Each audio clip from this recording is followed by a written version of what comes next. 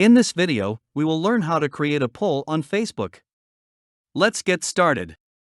Here is my Facebook account, and here is my Facebook group.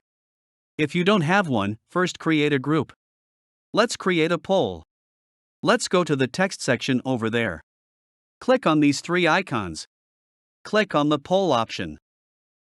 Here you can create a poll according to your requirements. From here you can add more options. Here, you can ask a question. In options, you can text on demand.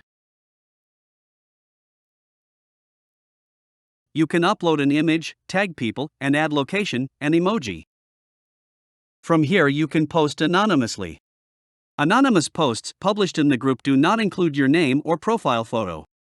Only admins, moderators, and Facebook systems can see your name and profile photo. Details you include in an anonymous post could reveal your identity. To protect your privacy, we turned off some options. Click on Got It.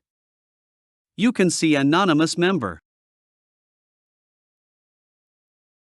Once you are all done, click on the post. You can see, our poll is successfully posted. This is how you can create a poll on Facebook. I hope you learned something from this video. If you have any question, don't hesitate to comment down below. And thank you for watching.